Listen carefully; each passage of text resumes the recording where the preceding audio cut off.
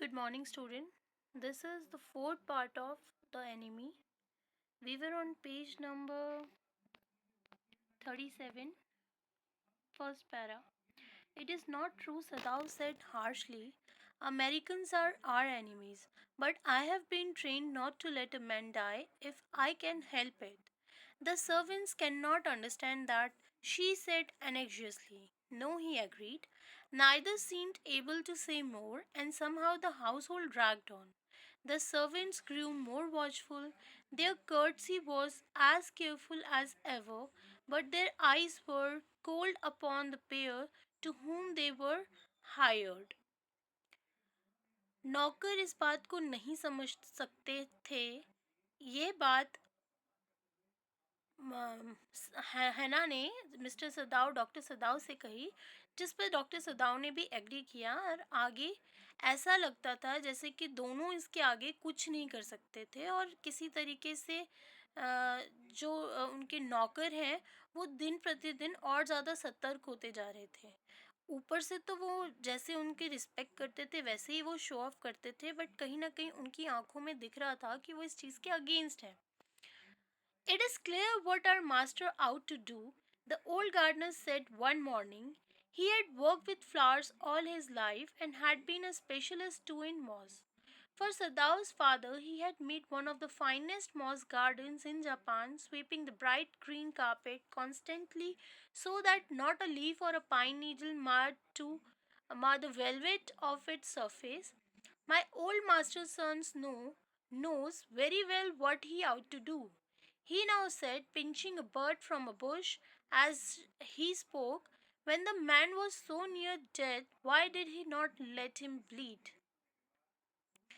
ये साफ है कि जो डॉक्टर सदाव के लिए गार्डनर कह रहा है कि जो डॉक्टर सदाव हैं वो उनके फादर डॉक्टर सदाव के फादर के साथ भी वो काम कर चुके हैं। वो तब भी वहीं पे गार्डनिंग का काम करते थे जबकि डॉक्टर सदाव के फादर जीवित थे। तो वो उनको ओनर मानते हैं और कहते हैं कि मेरे जो ओनर का बेटा है, जो मेरे मास्टर का बेटा है, उनको एग्जैक्टली पता है कि उन्हें क्या करना चाहिए।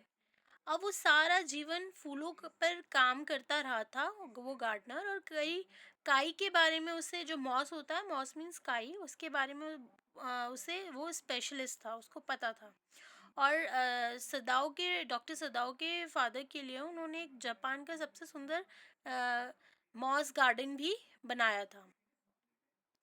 और उसके जो ग्रीन मतलब वो उसके ऊपर वो the bright green carpet constantly so that not a leaf और अ पाइन नीडल मेयर्ड मीन्स डिस्ट्रॉय करना, ख़त्म कर देना। तो जो उसके जो चमकदार हरे गलीचे पर वो हमेशा उसे साफ करता रहता ताकि जो उसके पाइन के जो नोकीले लीव्स हैं वो उसके ऊपर गिर के कहीं उस वेलवेट को, उस मखमल को ख़राब ना कर दें। जो आगे जो गार्डनर है वो कहता है कि जो मेरे मास्टर का बेटा है उसे अच्छी तरह जानता है कि उसे क्या करना चाहिए। किसी झाड़ी से एक कली चुनते हुए वो बोलता है कि जब वो वाइट मैन के लिए कहता है कि जब वो व्यक्ति मौत के इतने करीब था तब उसे क्यों नहीं उसका खून बह जाने दिया। The young master is so proud of his skills to save life that he saves any life, the cook said contemptuously. She split a fowl's neck skinfully and held the fluttering bird and let its blood flow into the roots of a wisteria vine. Blood is the best of fertilizers, and the old gardener would not let her waste a drop of it. Wisteria vine is any climb shrub of the genus Wisteria with pendant flower clusters in white, pale purple, blue, violet or pink. Means रंग बिरंगे फूलों वाली climb vine. Fowl means bird, skill means ability. तो यहाँ पे cook कहती है कि जो हमारे ये यंग मास्टर हैं इनको अपने स्किल्स पे इतना ज़्यादा प्राउड है कि इन्हें लगता है कि किसी की भी जान बचा सकते हैं। एंड उसके बाद उसने एक बर्ड की नेक को तोड़ा और उसकी उस फ्लटरिंग ब्लड, उस तड़पती हुई बर्ड का जो ब्लड था उसे उस फ्लावर्स की रूट पर बहने दिया. Blood is the best of fertilizers and the old gardener would not let her waste a drop of it. और आगे जो गार्डनर है वो कहता है कि खून सबसे अच्छा फर्टिलाइजर होता है और उसकी एक एक बूंद की, उस बर्ड की एक एक बूंद को वो वेस्ट नहीं जाने देगा. It is the children of whom we must think, Yumi said sadly. What will be their fate if their father is condemned as a traitor? Traitor means disloyal. तो आगे यूमी कहती है, जो बच्चों की केयर टेकर थी, वो कहती है कि बच्चों का क्या, वो बहुत दुख के साथ इस चीज़ सोचती है कि बच्चे हैं जिनके बारे में हमें सोचना चाहिए. अगर उनके फादर को, मीन्स डॉक्टर सदाव को, अगर डिसलॉयल साबित कर दिया गया तो उन बच्चों का क्या होगा, ये उसकी चिंता थी, ये उसका कंसर्न था. They did not try to hide what they said from the ears of Hannah as she stood arranging the day's flowers in the veranda nearby, and she knew they spoke on purpose that she might hear. That they were right, she knew too in most of her being, but there was another part of her which she herself could not understand. It was not sentimental like of the liking of the prisoner. She had come to think of him as a prisoner. She had not liked him even yesterday when he had said in his impulsive way, anyway, let me tell you that my name is Tom. She had only bowed her little distance bow. She saw hurt in his eyes, but she did not wish to assuage it. Indeed, he was a great trouble in this house. तो जो भी वो कह रहे थे, gardener और वो cook और बच्चों की केयर टेकर, तो जो भी वो कह रहे थे, वो ऐसे नहीं था कि वो धीरे धीरे बोल रहे हों कि कहीं हैना ना सुन ले. नहीं, हना पास वाले ही रूम में वरांदा में फूलों फूलों को सजा रही थी और वो उनसे अपनी बातें, वो गार्डनर और वो जो भी बातचीत कर रहे थे वो हना सुन रही थी और वो लोग इसे छुपा भी नहीं रहे थे. वो समझ रही थी हना भी कि वो भी उन्हें सिर्फ ये उनका मेन एम क्या है, उन्हें उसे सुनाना ही है. और लेकिन वो भी अपने आप में को नहीं समझा पा रही थी क्योंकि वो कहीं ना कहीं समझती थी इस बात को कि वो जो भी कर रहे हैं वो अपनी जगह सही है. अब वो गार्डनर को और बाकी उसके सर्वेंट्स को ये नहीं समझा पा रही थी कि उस प्रिजनर के लिए उनका ये कोई सेंटिमेंट्स नहीं थे, वो कोई अटैचमेंट नहीं थी, वो उसके लिए कोई दया नहीं दिखा रहे थे. ये सिर्फ था कि वो उनकी ड्यूटी थी कि एक घायल व्यक्ति है उसकी वो हेल्प करें. लेकिन वो अपना दूसरा साइड उन्हें नहीं बता पा रही थी. जो भी हो, वो आगे ये बताती है कि जिस तरीके से कल उसने उस जो वाइट मैन था, जिस तरीके से उसने उससे कहा था कि जो भी हो मैं आपको बता दूं कि मेरा नाम टॉम है, ये चीज़ भी हना को अच्छी नहीं लगी थी. लेकिन उसने इस पे कुछ रिएक्ट नहीं किया और जस्ट अपना सर हिला दिया. और हम उसकी बेशक जो हना है उसकी आंखों में उसकी आंखों में वो पेन देख सक रही थी, लेकिन वो दिल से उसे मरहम नहीं लगाना चाहती थी क्योंकि कहीं ना कहीं वो भी जानती थी कि वो उनका एनिमी है. और लेकिन इंडीड इस बात से कोई सब एग्री करते हैं कि इस घर में वो वाइट मैन क्या था, उसके लिए बहुत मुसीबत, वाकई में इस घर में बहुत बड़ी मुसीबत था वो white man. As for Sadao, every day he examined the wound carefully. The last stitches had been pulled out this morning, and the young man would, in a fortnight, be nearly as well as ever. Sadao went back to his office and carefully typed a letter to the chief of police reporting the whole matter. On the 21st day of February, an escaped prisoner was washed up on the shore in front of my house. So far, he typed, and then he opened a secret drawer of his desk and put the unfinished report into it. आगे जहाँ तक सदाव की बात है, वो daily उसकी चोट को, उसके घाव को देखता था, एग्जामिन करता था और उसके स्टिचेस भी आज ही की सुबह दिए गए थे। और 15 दिन, लगभग 15 दिन के बाद वो स्वस्थ हो जाएगा, ऐसा डॉक्टर सदाव का को लग रहा था। सदाव अपने ऑफिस में जाते हैं और वहाँ पे पुलिस को एक लेटर लिखते हैं जिसमें वो सारी जानकारी देते हैं जो अब तक उनके साथ हुई। 21 फरवरी के दिन एक भागा हुआ कैदी किस तरीके से उनके घर के पास मिला, ये सारी घटना वो उस लेटर में लिखते हैं और इसे टाइप करते हैं। फिर वो अपनी डेस्क के सीक्रेट डोर खोलते हैं और एक रिपोर्ट उसमें रख देते हैं। On the seventh day after that, two things happened. In the morning, the servants slept together, their belongings tied in large square cotton kerchief. When Hannah got up in the morning, nothing was done, the house not clean and the food not prepared, and she knew what it meant. She was dismayed and even terrified, but her pride as a mistress would not allow her to show it. Instead, she inclined her head gracefully when they appeared before her in the kitchen, and she paid them off and thanked them for all that they had done for her. They were crying, but she did not cry. The cook and the gardener had served Sadao since he was a little boy in his father's house, and Yumi cried because of the children. She was so grieving that after she had gone, she ran back to Hannah. If the baby misses me too much tonight, send for me. I am going to my own house and you know where it is. Thank you, Hannah said, smiling, but she told herself she would not send for Yumi, however, the baby cried. She made the breakfast and Sadao helped with the children. Neither of them spoke of the servants beyond the fact that they were gone. But after Hannah had taken morning food to the prisoner, she came back to Sadao. जो ये घटना थी, इस घटना के 7 दिन के बाद दो बातें हुई। मॉर्निंग के टाइम अपने सारे सामान को और सब कुछ बांध कर वो जो दो नौकर थे, दो द ओल्ड गार्डनर और यूमी जो उनके बच्चों की केयर टेकर थी, वो उन सब ने अपना सामान पूरा पैक कर दिया। जितने भी उनके जो भी उनके बिलोंगिंग्स थे उनको अच्छे से उन्होंने टाई कर दिया।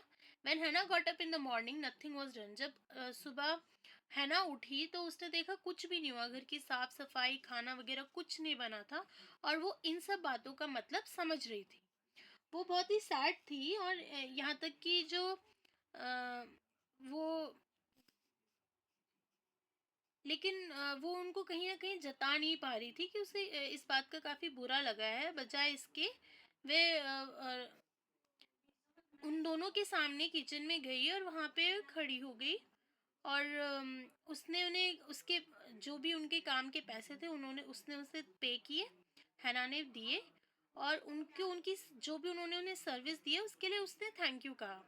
वो दोनों ही रो रहे थे लेकिन हैना नहीं रोई क्योंकि जो गार्डनर था और जो कुक थी वो उनको तब से सर्व कर रहे थे जब जब से डॉक्टर सदाव जो कि बच्चे थे।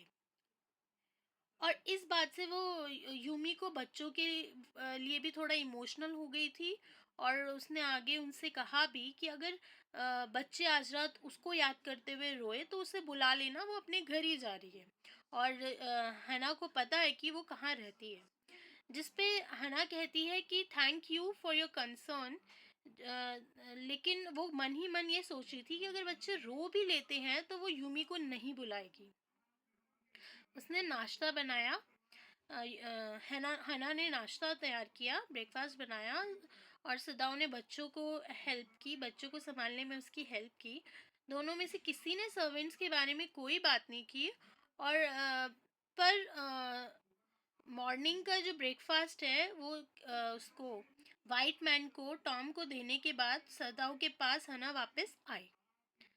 Why is it we cannot see clearly what we ought to do? She asked him. Even the servants see more clearly than we do.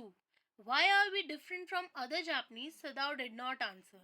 But a little later, he went into the room where the prisoner was and said brusquely, today you may get up on your feet. I want you to stay up only 5 minutes at a time. Tomorrow you may try it twice as long. It would be well that you get back your strength as quickly as possible. He saw the flickers of terror on the young face that was still very pale. Okay, the boy murmured. Evidently, he was determined to say more. I feel I ought to thank you, doctor, for having saved my life. Don't thank me too early, Sadao said coldly. He saw the flickers of terror again in the boy's eyes, terror as unmistakable as an animal's. The scars on his neck were crimson for a moment. Those scars, what were they? Sadao did not ask. In the afternoon, the second time happened, Hannah working hard on unaccustomed labor. Saw a messenger come to the door in official uniform. Her hands went weak and she could not draw her breath. The servants must have told already. She ran to Sadao, gasping, unable to utter a word, but by then the messenger had simply followed her through the garden, and there he stood. She pointed at him helplessly.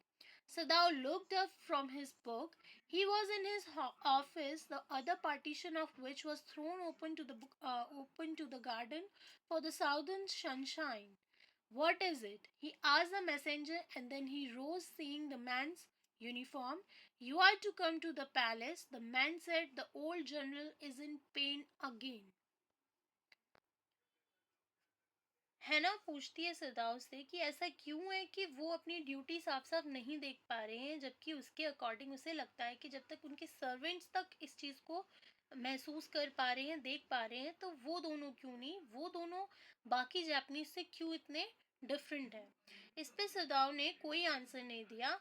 But a little letter he went into the room, लेकिन कुछ देर के बाद वो उस room में गया जहाँ पे वो प्रिजनर था, और थोड़ा रूडली उससे बोलता है कि आज तुम्हें अपने पैरों पर खड़ा होना था। I want you to stay up only 5 minutes at a time. तो चाह रहा था कि वो हर 5 मिनट, केवल 5 मिनट ही खड़े हो, और इसी तरीके से वो डेली जब प्रैक्टिस करेगा तो उससे डबल टाइम और उसके बाद उसकी स्ट्रेंथ और ज़्यादा बढ़ेगी।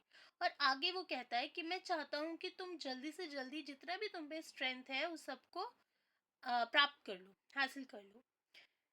ही saw the flickers of terror.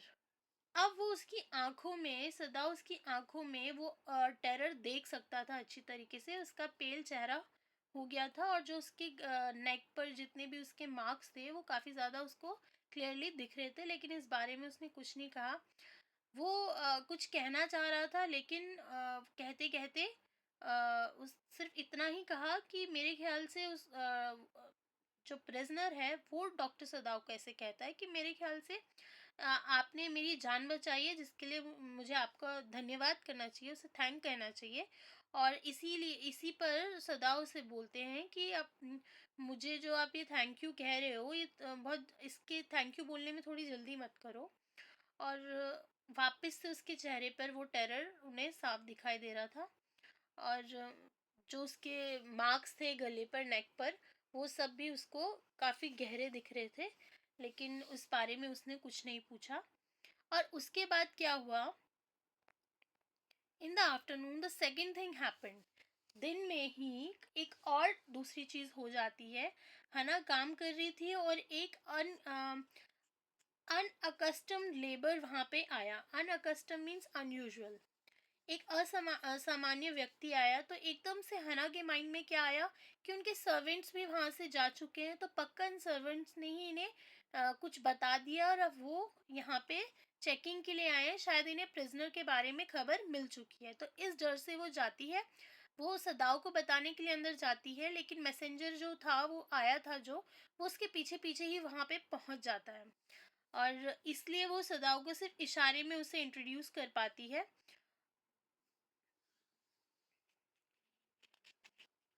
सदाव looked up from his book. तो सदाव अपनी ऑफिस में थे और वो अपनी बुक पढ़ रहे थे, और वहाँ से उसने नज़रें ऊपर देखा, तो वो पूछता है व्हाट इज़ इट।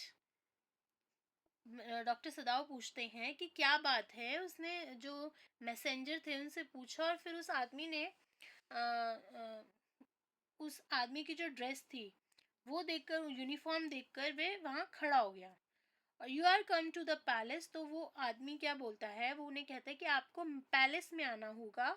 और बूढ़े जो ओल्ड जनरल थे, वो काफ़ी ज़्यादा दर्द में हैं, उन्हें देखने के लिए आपको आना होगा। और अगर आपको याद हो तो स्टार्टिंग में ही वो वापस अमेरिका क्यों नहीं गए थे, क्योंकि ओल्ड जनरल की तबीयत ख़राब थी, जिसके लिए डॉक्टर सदाव को यहीं पे जापान में रोका गया था। तो वहाँ से वो खबर लेके आए थे, और वहाँ से वो बोलने आए थे कि जो ओल्ड जनरल है उनकी तबीयत ठीक नहीं है, वो काफ़ी ज़्यादा पेन में है, तो आपको पैलेस में बुलाया है। Oh Hannah breath, is that all the messenger exclaimed. Is it not enough, indeed it is, she replied, I am very sorry.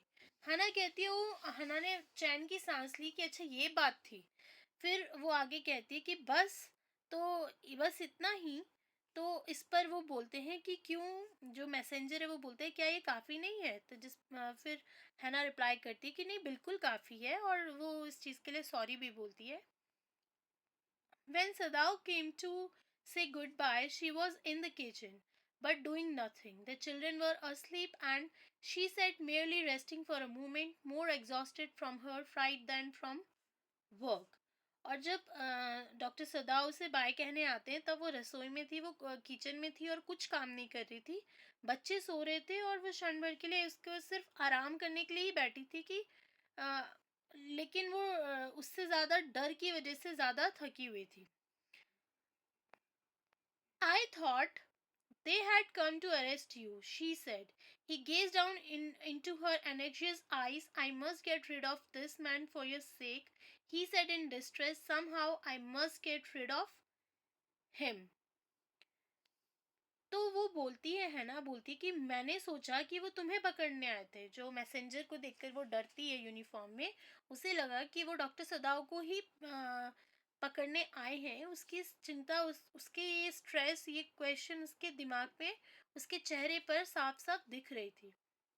और वो आगे कहती कि हमें इस आदमी से, जो वाइट मैन है, इससे जल्दी से जल्दी छुटकारा पाना ही होगा। और किसी तरीके से कुछ ना कुछ तो इससे करना ही होगा। Of course, the general said weakly. I understand fully, but this is because I once took a degree in Princeton so few Japanese have. I care nothing for the man, Excellency, Sadao said, but having operated on him with such success. Yes, yes, the general said, it only makes me feel you more indispensable to me. Evidently, you can save anyone. You are so skilled. You say you think I can stand one more such attack as I have had today. Not more than one, Sadao said. Then certainly I can allow nothing to happen to you, the general said with an anxiety. His long pale Japanese face became expressionless, which meant that he was in deep thought. You cannot be arrested, the general said, closing his eyes. Suppose you were condemned to death, and the next day I had to have my operation. There are other surgeons, Excellency, Sadao suggested.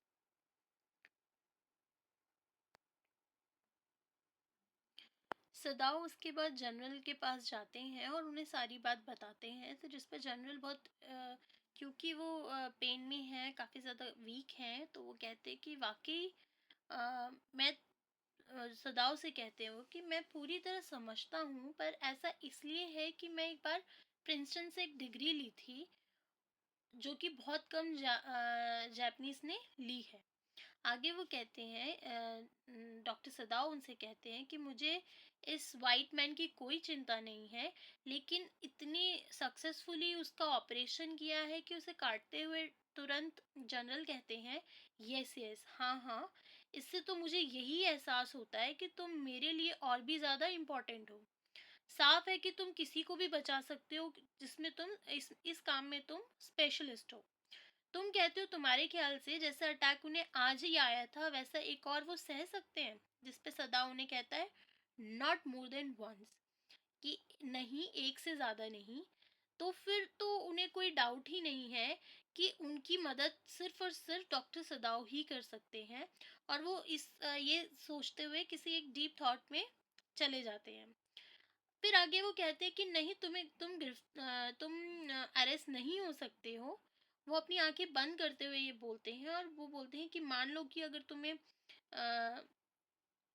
अगर तुम्हें death की सजा हो जाए और अगले दिन ही उनका ऑपरेशन हो, तो उस पे सदाव कहते हैं कि there are other surgeons excellency, Sadao suggested.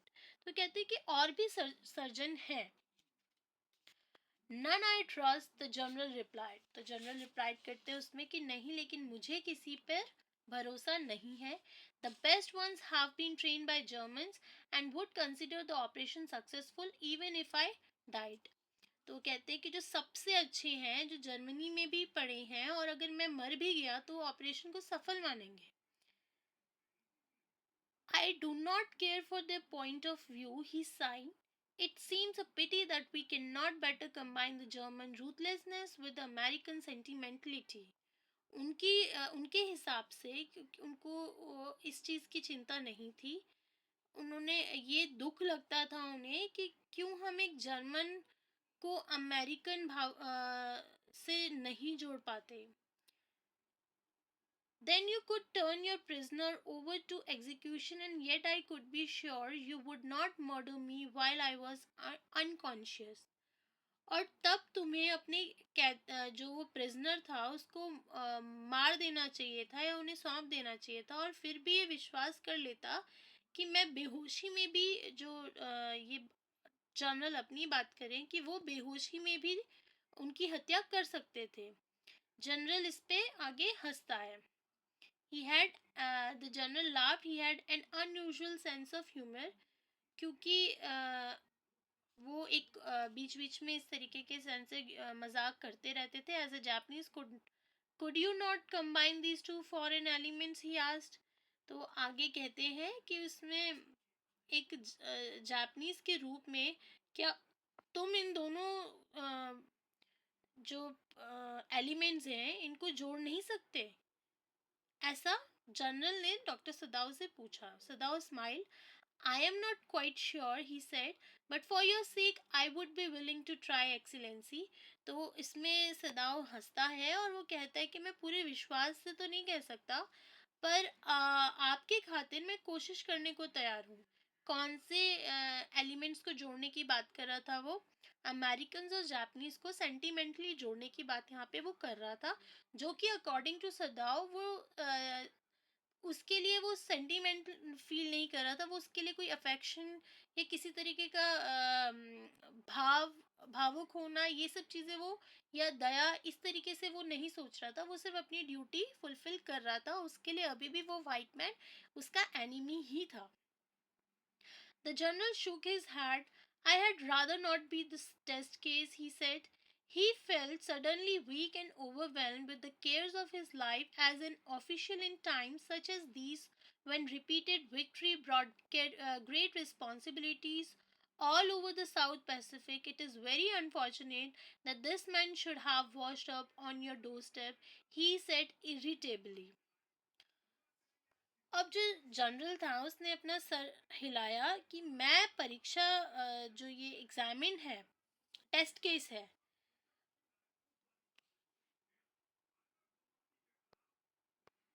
जो जनरल है वो अपना सर हिलाते हैं और आगे वो कहते हैं कि मैं एक टेस्ट केस नहीं बनना चाहता किसी के लिए। और आगे वो बताते हैं कि जितने भी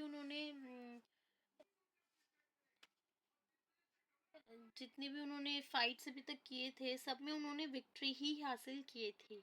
और अब अचानक से एकदम से वीक वो महसूस कर रहे हैं, और वो काफ़ी ज़्यादा सोच रहे हैं अपनी लाइफ के बारे में, और एक तरीके से हार सा महसूस कर रहे हैं खुद को। तो जिस पे वो फिर आगे कहते हैं कि ये बहुत ही अनफॉर्चुनेट है कि जो वो वाइट मैन है वो लहरों की हेल्प से तुम्हारे ही घर के दरवाजे पर आ गिरा। और जिस बात पे डॉक्टर सदाव भी कहते हैं कि yes I feel it so my self, सदाव said gently. तो काफ़ी नम्रता से सदाव कहते हैं कि हाँ, मुझे भी ऐसा ही लगता है। It would be best if he could be quietly killed, the general said. तो जनरल कहता है कि ये सबसे अच्छा तो यही होता है कि वो चुपचाप वहीं पे मर जाता। Not by you but by someone who does not know him. कि तुमसे नहीं, लेकिन किसी और से जो कि जानता नहीं। I have my own private assassins.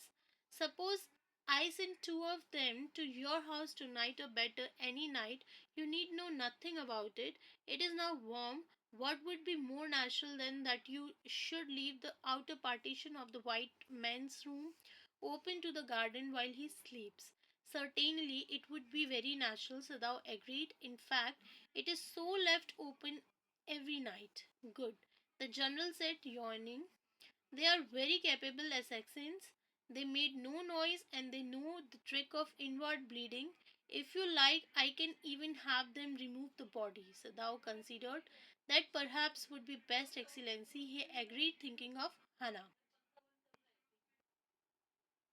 तो जनरल डॉक्टर सदाव को सजेस्ट करते हैं कि अच्छा होगा कि वो चुपचाप से वहीं मर जाए, तुमसे नहीं किसी और से। और आगे वो सजेस्ट करते उन्हें कि मेरे कुछ असैसिन्स हैं, मर्डरर्स हैं, तो वो तुम अगर चाहो तो वो अपना काम इतनी आराम से कर लेंगे। सिर्फ तुम्हें क्या करना है, जो वो वाइट मैन का रूम का जो डोर है, जो गार्डन की तरफ खुलता है, उसे तुम्हें इसी तरीके से खुला छोड़ देना है। जो मर्डरर्स है वो बहुत ही आराम से आएंगे, किसी को कुछ पता भी नहीं चलेगा, बिना शोर किए वो अपना काम करके उसको मार के चले जाएंगे। और उन्हें अच्छी तरह पता है कि बिना खून बहाए किसी की हत्या कैसे करनी है।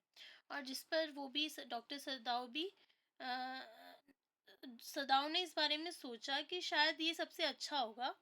और लेकिन हना के बारे में सोचते हुए वह इस बात से सहमत हो जाता है। He left the journal's presence then and went home, thinking over the plan. In this way, the whole thing would be taken out of his hands. He would tell Hannah nothing, since she would be timid at the idea of assassins in the house, and yet certainly such presents were essential in an absolute state such as Japan was. How else could rurals deal with those who opposed them? फिर तब general को छोड़कर वो घर गया, doctor सदाओ, और इस बारे में सोचता रहा। और ऐसे ही वो सारे मामले में ये सब कुछ सॉर्ट आउट हो जाएगा, ऐसा वो सोच रहा था। पर उसने ये सोच रखा था कि वो हना को कुछ नहीं बताएगा, क्योंकि वो मर्डरर्स घर पर आएंगे और इस बात से शायद हना अनकंफर्टेबल हो जाए या स्ट्रेस लेने लगे। और लेकिन वो ये भी जानता था कि जापान जैसी जगह पर ये काफ़ी इम्पोर्टेंट भी है, क्योंकि मर्डरर्स होते हुए वो कैसे अपने लोगों से कैसे निपटे जो उनके अगेंस्ट हैं। तो उसके अकॉर्डिंग वो समझ रहा था कि जापान में असैसिन्स का होना भी ज़रूरी है। He refused to allow anything but reasons to be the atmosphere of his mind, and he went into the room where the American was in bed. But as he opened the door, to his surprise, he found the young man out of bed and preparing to go into the garden. "What is this?" he exclaimed. "Who gave you permission to leave your room?" "I'm not used to waiting for permission," Tom said gaily. "Gosh, I feel pretty good again, but will the muscles on this side always feel stiff?" "It is so," Sadao inquired, surprised. "He forget all else. Now I thought I had provided against that," he murmured. He lifted the edge of the man's shirt and gazed at the healing scar. "Massage may do it," he said, "if exercises does not." "It won't bother me much," the young man said. His young face was gaunt under the stubbly blond beard. "Say, doctor, I have got something I want to say you. If I hadn't met a Jap like you, well, I wouldn't be alive today. I know that." Sadao bowed, but he could not speak.